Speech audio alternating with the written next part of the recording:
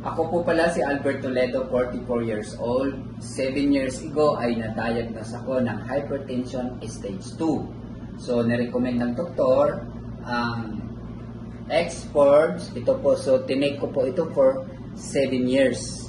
So, grabe po yung nararamdaman ko at hindi naman po sa pag-aano sa gamot na ito kahit po umiinom ako nito araw-araw. Nananatili pa rin hindi bumababa yung aking dugo. So, uminom po ako ngayon. Minsan nakakalimutan ko mas lalong sumasama ang pakiramdam ko. At 7 months ago, ay nagpa-hospital uli ako at yun nga na-recommend ng doktor na bawasan daw po ang aking dugo. At makikita nga po natin na binawasan ako ng 500cc. At ang doktor ko po na panibago ay nag-recommend ng panibagong gamot. Ito nga po dahil nga po hindi na daw po kaya ng aking karamdaman. Ayan, at nananatili yung ganong stage 2 na hypertension. Ito po ay Exports HCT. Ayun nga po. So, bali po ang Lobanol Barley ay nabuo po nung December. So yun nga po sa awa ng Diyos ay meron po tayong kasama na nagdala po. At akalain nyo po ba mga ka-Lobanol na sa unang pagdating ng Lobanol Barley sa unang araw, in the first 1 day, 2 to 3 days, ay nag-take po ako nito ng 6 na sachet.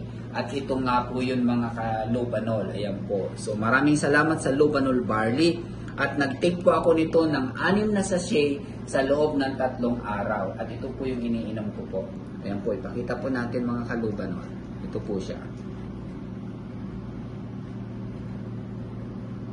Ito po ay ang Lobanol Pure Barley.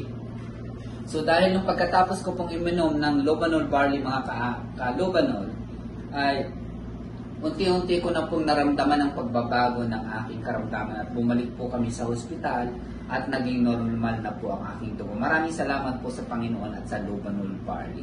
Kaya po nire-recommend ko po sa lahat po ng ating mga kababayang Pilipino na subukan po ninyo ang Lobanol Barley. May dalawa pong variants ang Lobanol, Lobanol Barley Pure at Lobanol Barley with Stevia. So ayun po, subukan nyo po ang Lobanol Barley, ang barley ng masang Pilipino.